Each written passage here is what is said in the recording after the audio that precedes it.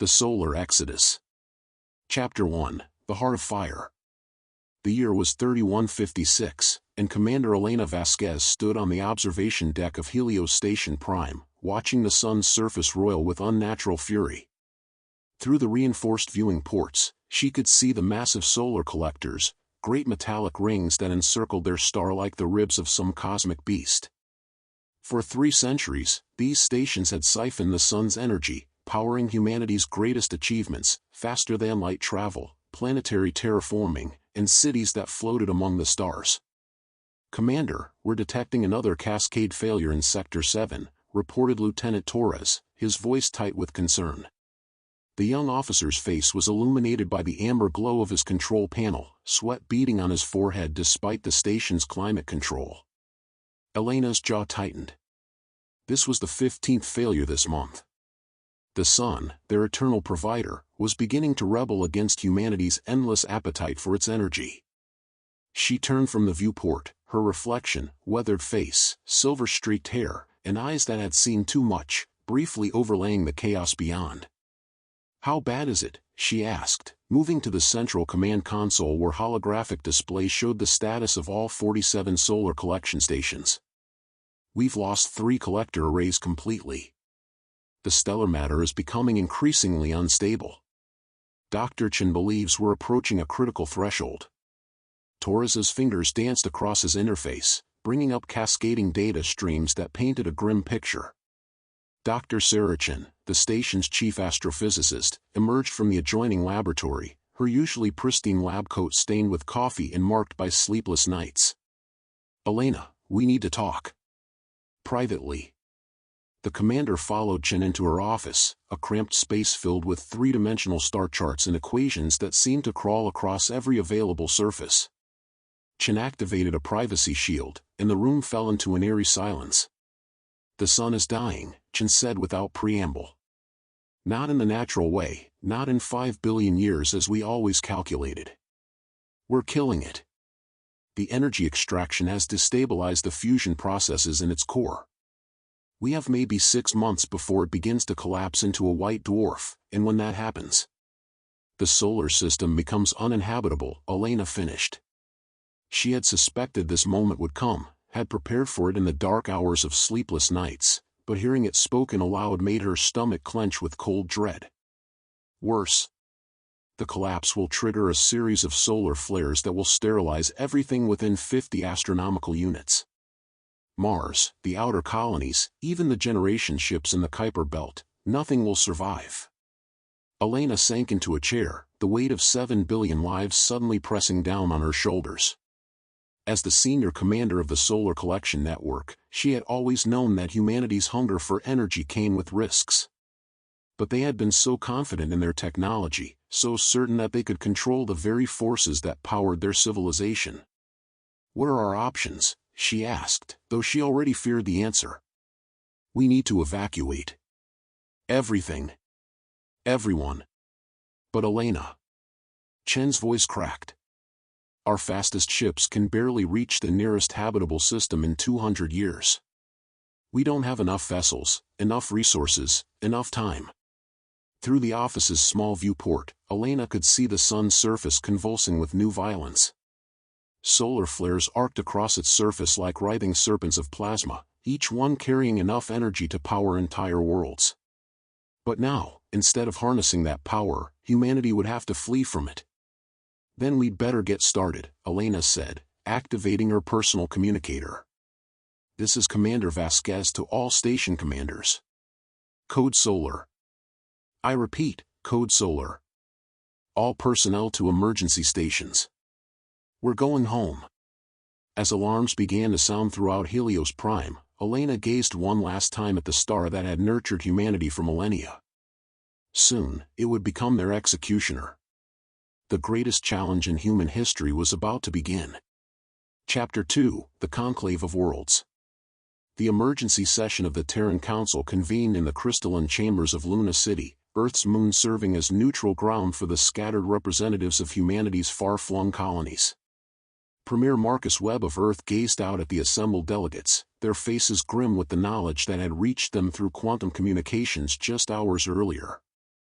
My fellow humans, Webb began, his voice carrying across the chamber and simultaneously translating into dozens of languages, we face extinction. Not in some distant future, but within our lifetimes. The sun that has sustained us for 3,000 years of recorded history will soon become our destroyer.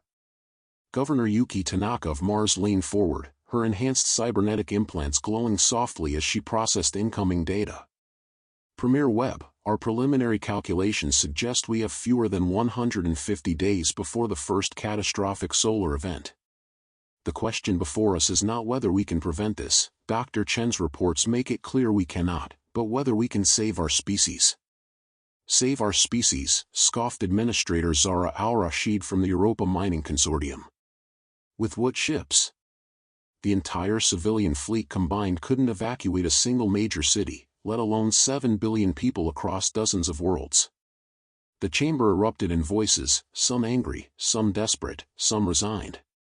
Webb raised his hand for silence, but it was Fleet Admiral Jackson Hayes who brought order with a sharp whistle that cut through the chaos. Enough! Hayes commanded, his weathered face bearing the scars of a dozen space battles from humanity's expansion era. We're not here to surrender. We're here to find solutions. Dr. Amara Okafor, director of the Deep Space Research Initiative, stood slowly. Her dark skin bore the pale patches common to those who spent decades in space, and her eyes held the intense focus of someone who had gazed into the cosmic deep. There may be a way. Project Exodus has been theoretical until now, but with the resources of every human world combined. Explain, Webb said curtly. Generation ships. Not the small colony vessels we've built before, but massive arcs capable of sustaining millions of people for centuries. We have the blueprints, the technology, and most importantly, we have the industrial capacity of the outer system colonies. Governor Anya Volkov of Titan, Saturn's largest moon, nodded slowly. The shipyards here could be converted. We have the raw materials, the automated construction systems. But the time frame? 150 days, Admiral Hayes repeated. To build ships that could normally take decades to construct. Unless we don't build them from scratch, Dr. Okafor said, activating a holographic display that showed the solar system's major installations.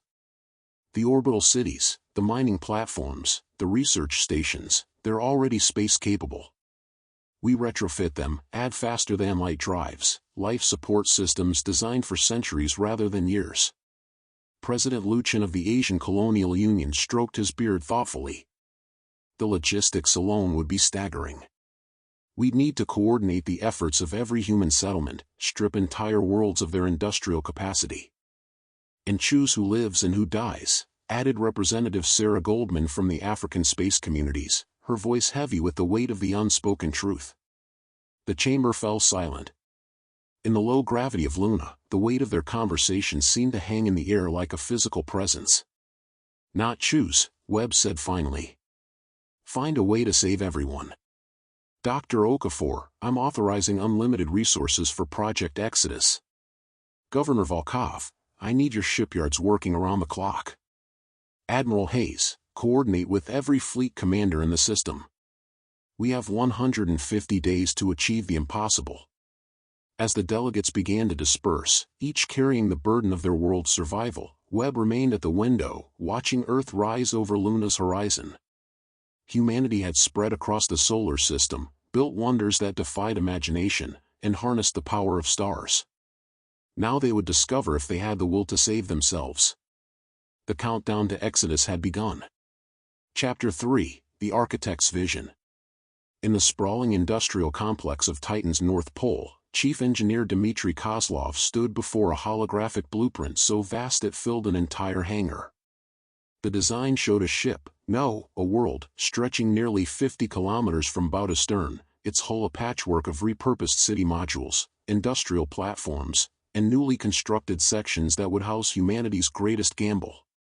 It's impossible, muttered his assistant, Dr. Lisa Park, as she manipulated the display to show the ship's internal structure. The structural integrity alone, we're talking about joining components that were never meant to work together. Kozlov, a bear of a man whose cybernetic arm clicked softly as he gestured, smiled grimly. Impossible is what we do best. My grandmother helped build the first Mars dome with nothing but recycled Earth materials and stubborn determination. This is just bigger. The Ark-class vessels, as they had been designated, would each carry between 5 and 10 million people, depending on configuration. The plans called for 7 ships total, though everyone involved knew they would be lucky to complete 5. Each would be a hybrid of existing technology and desperate innovation, powered by the latest faster-than-light drives and sustained by closed-loop ecosystems that had never been tested on such a scale. "Sir," came a voice from the observation gallery above. Captain Rosa Martinez, former commander of the deep space exploration vessel Endeavour, descended via anti-gravity lift. The first component ships have arrived from Earth orbit. Through the hangar's massive viewing ports, Kozlov could see the approach of New Singapore Station, a residential complex that had housed 2 million people in Earth's orbital space. Its gleaming towers and garden levels looked absurdly delicate as massive tugboats guided it toward the construction scaffolding that would transform it into the central residential section of Ark 7. "How many people does that represent?" Dr. Park asked, her voice soft with awe. 2.3 million souls, Martinez replied. And they're all volunteering to stay aboard during the conversion process. Living in the ship while we literally rebuild it around them. The risk was enormous. The conversion process involved stripping away sections of hull, installing new life support systems, and integrating technologies that had never been combined before. If something went wrong, those millions of people would die in the cold vacuum of space. "The Beijing industrial platform arrives tomorrow," Kozlov said, checking his neural interface for the latest schedules. 12 million tons of manufacturing capability. We'll integrate it as the primary production center for ship maintenance and resource processing. Over the past month, similar scenes had played out across the solar system. The asteroid mining stations of the belt were being converted into resource processing ships. The research platforms of the outer system were becoming mobile laboratories and seed banks for humanity's new worlds. Even the great cities of Mars were being partially dismantled, their population centers transformed into the residential cores of the massive Arks. "Status report from the other construction sites?" Martinez asked. Kozlov's expression darkened. Ark 1 at Mars is ahead of schedule, the low gravity is helping with the heavy construction. Ark 2 at Europa is struggling with the power integration systems. Ark 3. He paused. "We lost Ark 3. The silence that followed was deafening. Dr. Park's face went pale. "Lost? How?" "Structural failure during the integration of the Shanghai orbital complex. The stress fractures propagated faster than the emergency systems could respond. 3.7 million people." Kozlov's voice was steady, but his flesh hand trembled slightly. "The survivors have been distributed among the other ships." Captain Martinez closed her eyes. Every day brought new disasters, new impossible challenges. The desperate pace of construction claimed lives daily, workers caught in industrial accidents, systems failures and hastily modified life support, the simple exhaustion of people pushed beyond their limits. "The good news," Kozlov continued, "is that Dr. Chen's team has bought us more time.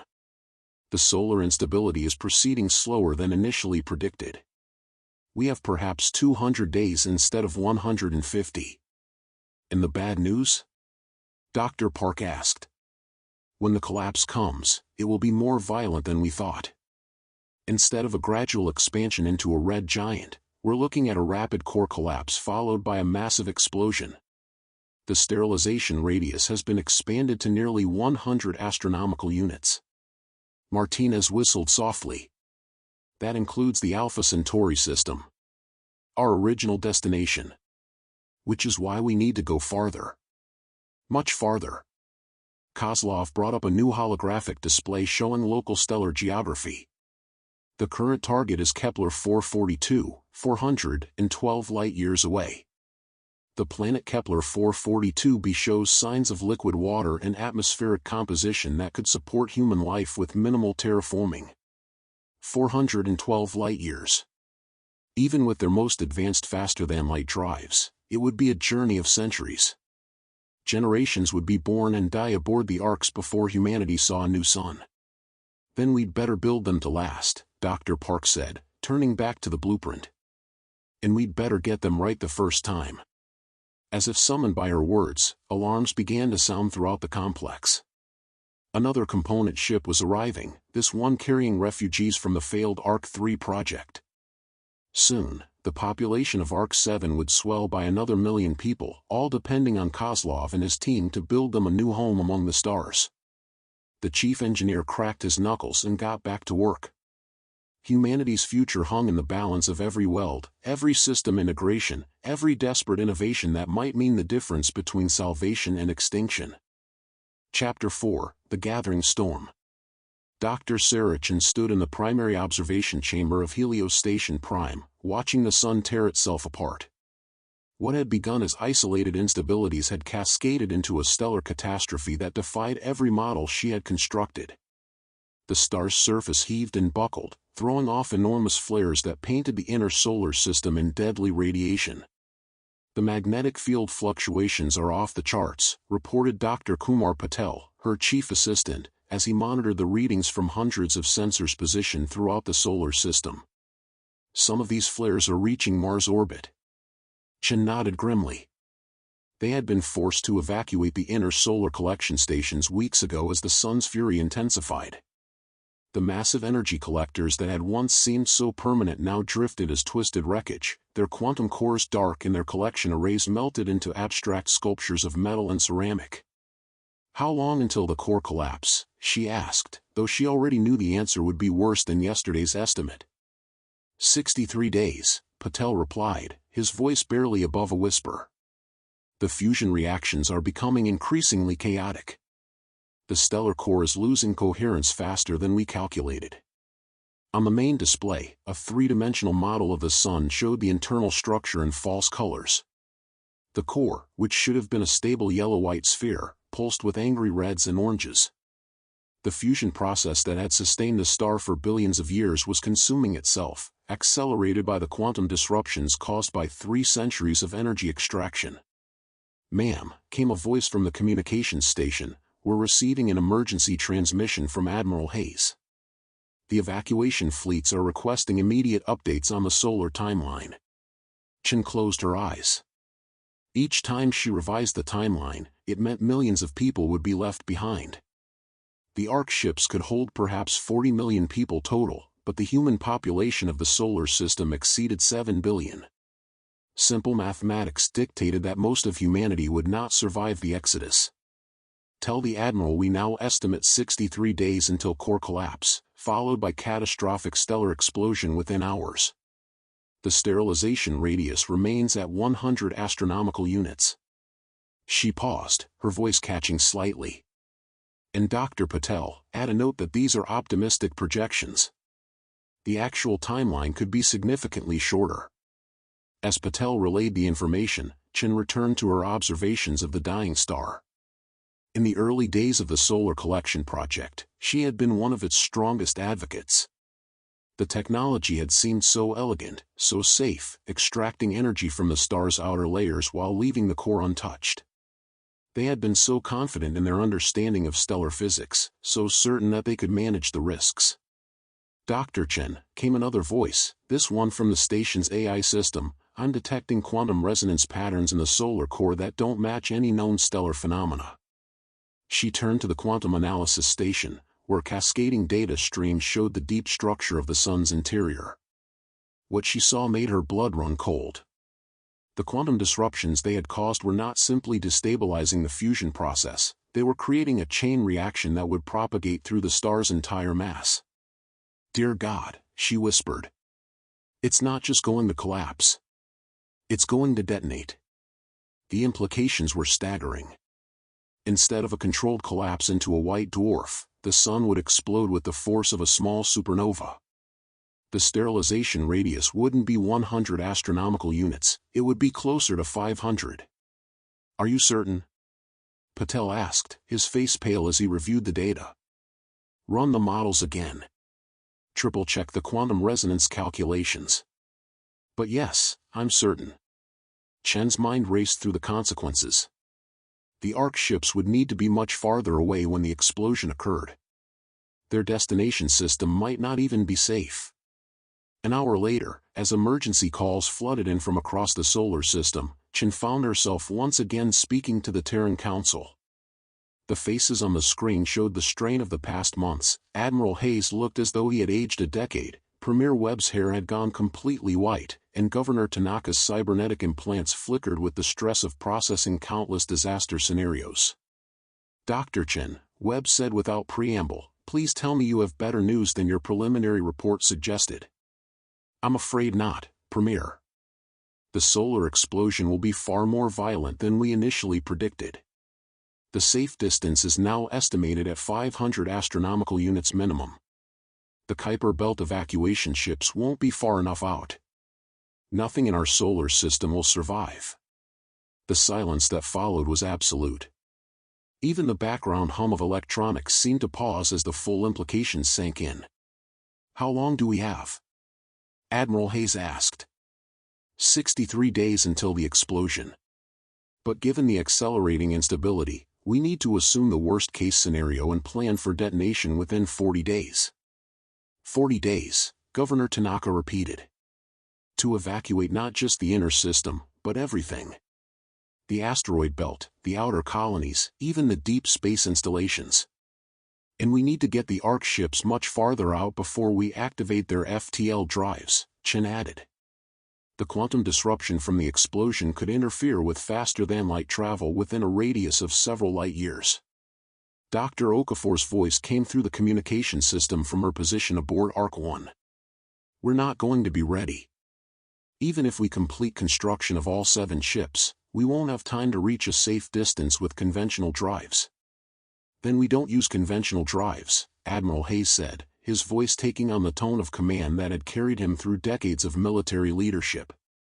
We use everything we have. Every ship, every engine, every technological trick we've developed. We turn this into a military operation.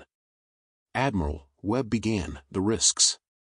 The risks are extinction if we don't try, and probable extinction if we do, Hayes interrupted. I'll take probable over certain any day. As the emergency session continued, Chen returned to her observations of the sun. The star that had given birth to their species and nurtured their civilization for millennia was now counting down the days to humanity's greatest exodus. Whether they would survive the journey to find a new home remained to be seen.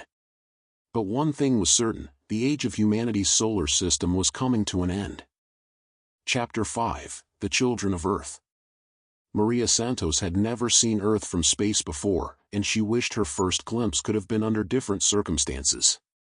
Through the viewport of transport ship Esperanza, her home planet appeared as a blue marble against the black of space, but even from this distance, she could see the signs of frantic activity, the orbital elevators working overtime, the streams of evacuation ships rising from the surface like luminous threads. "Mama, why are we leaving?" asked her 7-year-old daughter, Elena, pressed against the viewport beside her. The child's eyes were wide with wonder and confusion, too young to fully understand the magnitude of what was happening. "We're going on a great adventure, Mija," Maria replied, though her heart broke with each word. How could she explain to a child that they were fleeing for their lives? That the sun itself had become their enemy? The Esperanza was one of hundreds of transport ships ferrying people from Earth's surface to the waiting Ark ships. Each transport could carry 50,000 people, but with Earth's population of nearly 3 billion, the mathematics were brutal. The selection process had been agonizing, families with children given priority, followed by those with essential skills, then a lottery system for the remainder. Maria had been selected because of her work as a geneticist, part of the biological diversity program that would be crucial for humanity's survival in their new home. "Dr. Santos?" A voice interrupted her thoughts. She turned to see Captain James Morrison, the ship's commander, approaching with a tablet in his hands. "I'm sorry to disturb you, but we need to confirm your assignment to Ark 4. There have been some last-minute changes." Maria's blood ran cold. Last-minute changes usually meant bad news, ships over capacity, system failures, or worse. What kind of changes? Arc 4 has been designated as the seed ship, primarily focused on genetic diversity and biological research. Your expertise makes you essential personnel. He paused, his expression softening. However, civilian families are being transferred to Arc 7. Your daughter would be more comfortable there. The implication was clear. Maria could ensure her place on one of the Arc ships, but it might mean separation from Elena.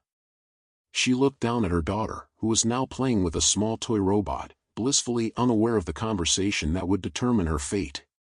"How long until we dock with the Arcs?" Maria asked. 6 hours. You have until then to decide. As Captain Morrison moved on to deliver similar news to other passengers, Maria sank into her seat, Elena climbing into her lap. Through the viewport, she could see the massive construction scaffold of Arc 7 in the distance, its hull gleaming with the lights of thousands of work crews making final preparations.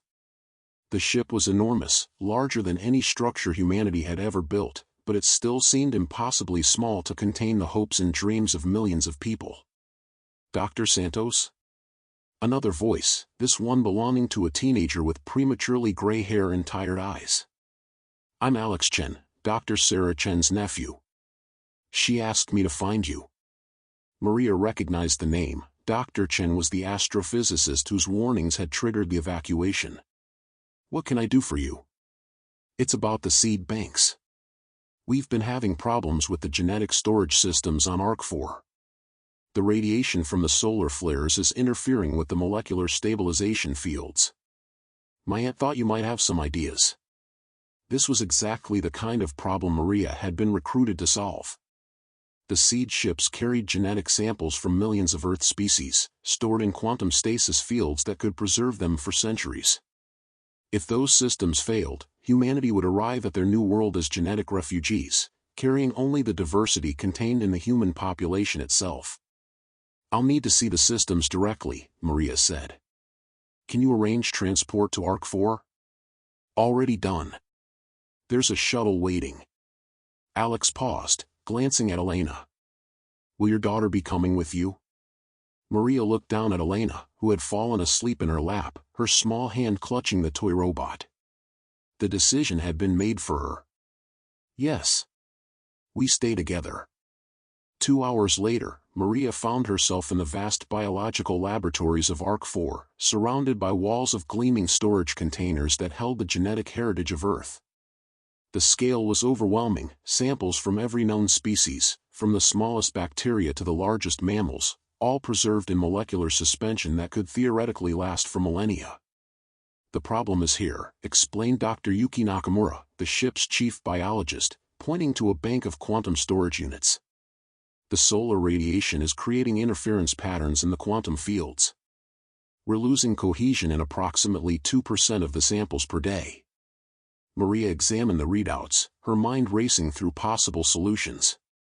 The quantum storage technology was cutting edge, but it had never been tested under the extreme conditions they now faced. The solar flares were creating electromagnetic pulses that interfered with the delicate quantum states required for molecular preservation. "We need to shield the storage banks," she said finally. "Not just from electromagnetic radiation, but from quantum fluctuations. If we can create a localized area of quantum stability." "The power requirements would be enormous," Dr. Nakamura protested. "We're already running the ship's systems at maximum capacity." "Then we prioritize. Save the most genetically diverse samples first, the ones that will be essential for rebuilding Earth's ecosystem. The rest." Maria's voice trailed off. The rest would be lost, another casualty of humanity's desperate flight from their dying sun. As she worked through the night, configuring new shielding protocols and redesigning the storage systems, Maria was aware of Elena sleeping in a corner of the laboratory, curled up with her toy robot. The child would grow up among the stars, would never know the feel of rain on her face or the smell of flowers in spring. But perhaps, if they succeeded, she would help bring those experiences to a new world. The countdown to departure continued, and with each passing hour, more refugees arrived aboard the Arc ships. Not everyone would make it, Maria knew that. But for those who did, the journey to their new home would be the greatest adventure in human history, even if it began with the greatest tragedy. Chapter 6: The Warriors of the Void. Admiral Jackson Hayes stood on the bridge of the battlecruiser Defiant, watching the organized chaos of the largest military operation in human history. Around him, the bridge crew worked with the precision of a well-oiled machine, coordinating the movements of hundreds of ships across the entire solar system. But Hayes knew that even military precision might not be enough for what lay ahead. "Admiral," reported Commander Sarah Kim, his chief of staff, "the final convoy from the asteroid belt is requesting escort through the radiation zones. They're carrying the last of the mining equipment and raw materials for the Orc ships." Hayes nodded, studying the tactical display that showed the positions of every ship in the solar system. The evacuation was proceeding according to plan, but the plan itself was a desperate gamble. They were trying to move the entire human population across distances that had never been traversed, while being pursued by a stellar explosion that would sterilize everything in its path. "Deploy the 6th Fleet to escort duty," he ordered. "And tell Captain Rodriguez to keep his ships between the convoy and the solar radiation belt. We can't afford to lose those supplies." The military's role in the evacuation was both crucial and heartbreaking. They were responsible for protecting the civilian ships, maintaining order during the selection process, and ensuring that the Orc ships reached their destinations safely. But they were also the ones who would have to make the hard choices about who lived and who died. "Sir," came another voice from the communications station, "priority message from Titan Command. General Morrison reports that the construction crews need another 48 hours to complete Arc 6. They're requesting military protection for the extended timeline." Hayes closed his eyes. Every delay meant more people left behind, more impossible choices. The solar explosion timeline was fixed, they had perhaps 35 days remaining. But the Arc ships needed to be not just completed, but tested and supplied for a journey that would last centuries. "Tell General Morrison he has his 48 hours, Hayes said. "But not a second more. We launched the evacuation on schedule, ready or not." Lieutenant Commander Torres, Hayes's tactical officer, looked up from his station with concern. "Admiral, at current capacity, we can evacuate approximately 42 million people across all 7 Arc ships. The remaining population. We'll have to make do with the smaller ships," Hayes finished. It was a euphemism, and everyone on the bridge knew it. The smaller ships, colony vessels, research platforms, even converted cargo haulers, could perhaps save another few million people. But they would face a journey of centuries without the resources and infrastructure of the massive Arc ships. Most would not survive. The bridge's main view screen showed a real-time image of the sun, now visibly unstable even through the heavy filtering systems. Solar flares arced across its surface like writhing tentacles, each one carrying enough energy to sterilize a planet. The quantum disruptions that humanity had caused were tearing the star apart from the inside out, and there was no way to stop the process. "Admiral Hayes," came a voice from the ship's AI system, "incoming transmission from Earth Command. Premier Webb requesting immediate consultation." The hologram of Premier Webb materialized in the center of the bridge, his face showing the strain of the past months. Behind him, Hayes could see the familiar blue and green of Earth through the windows of the orbital command center. "Admiral, we have a problem," Webb said without preamble. "The civilian selection process has broken down. We have riots in 17 major cities, and 3 regional governments have declared martial law. People are demanding to know why they weren't selected for evacuation." Hayes had been expecting this. No matter how fair the selection process tried to be, when faced with extinction, people would fight for their lives and the lives of their families. The military had contingency plans for maintaining order, but those plans assumed they would have time to implement them gradually. "What do you need from me, Premier?" "I need you to authorize the deployment of peacekeeping forces to Earth. Martial law, full military control of the evacuation process. Otherwise, we'll have civil war in the middle of our evacuation." It was a request Hayes had hoped he would never receive. The military taking control of civilian government was a line that had not been crossed in over 2 centuries. But these were not normal circumstances. Premier, if I deploy troops to Earth, I'll need to pull them from escort duty for the evacuation convoys. We're already stretched thin protecting the Ark ships from solar radiation and debris. The choice is simple, Admiral. We can have an orderly evacuation under military control, or we can have chaos that dooms everyone. Hayes looked around his bridge at the officers who had served with him for years. These were good people, dedicated to protecting humanity. Now they were being asked to choose which humans deserved protection. Very well, Premier. I'm authorizing Operation Exodus Control. Military forces will assume responsibility for maintaining order during the evacuation. But I want it understood that this is a temporary measure, lasting only until the evacuation is complete. Understood, Admiral. And Admiral, thank you. History will remember what you've done. As the connection closed, Hayes turned to Commander Kim. Deploy the 3rd and 5th fleets to Earth orbit. Full peacekeeping configuration. And Sarah. He paused, the weight of command settling heavily on his shoulders. Make sure our people understand that they're not conquering Earth. They're saving it. The next few hours brought a constant stream of reports from across the solar system. The military deployment to Earth was proceeding smoothly, with troops taking control of spaceports and evacuation centers with minimal resistance. The construction of the Ark ships continued around the clock, with crews working in shifts that pushed the boundaries of human endurance. And through it all, the sun continued its countdown to destruction, each solar flare a reminder of how little time they had left.